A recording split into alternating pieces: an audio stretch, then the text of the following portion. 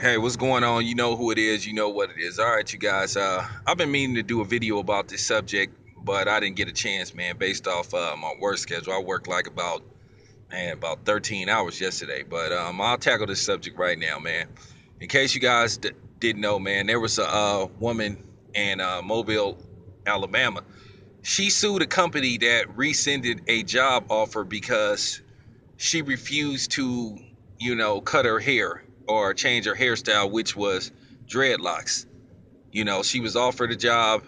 I think it was some temp agency. I don't know the name of the agency, but they asked her to, change her hairstyle, which is next to impossible because you can't change dreads. You either have to, you know, you just pretty much have to cut them off.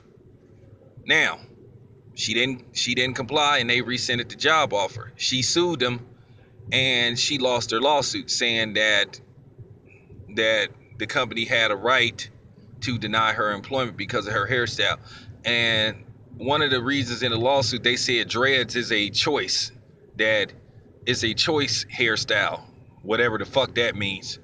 And they said it's messy to keep dreads up, which let me debunk that. That's a complete lie. If you know anybody that has dreads like I do, and I'm pretty sure I have subs that have dreads. Dreads is one of the most easiest hairstyle to maintain.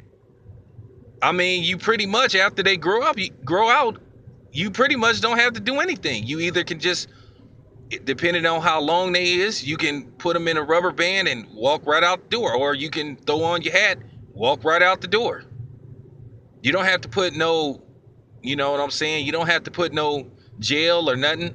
Once you grow the dreads, once you start the process, when you use the beeswax, to tighten the dreads up and they grow out, that's pretty much it. So for them to say something like that, that's completely false. And not to mention they were in violation of the Civil Rights Act of 1964. Now, I think whoever this woman is, she should appeal this decision and take it to a higher court, because by that blatantly opens up the floodgates for jobs to deny you employment because of your hair.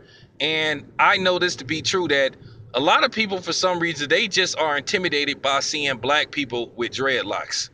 A lot of white people, dreadlocks and goatees.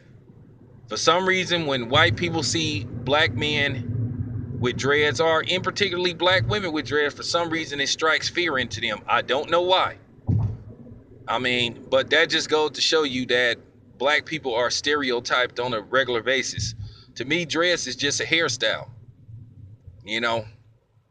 So, I think this is not a good look, because what's next?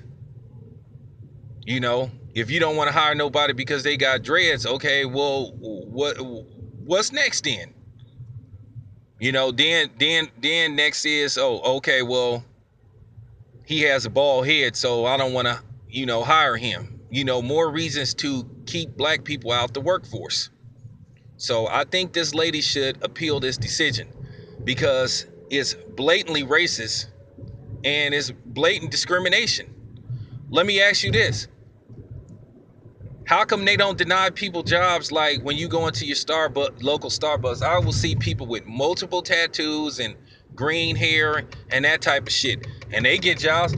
Isn't getting multiple tattoos a choice? And what do they mean by having dreads is a choice?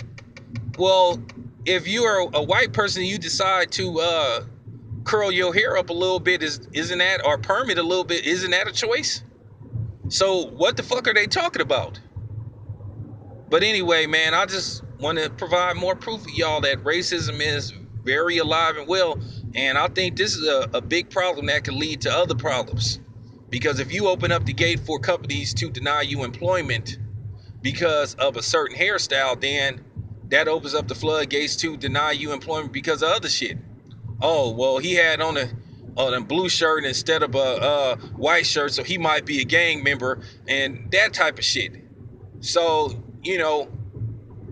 I think whoever this person is, this lady is, she should appeal and take it to a higher court circuit. I'm serious, y'all. I'm out.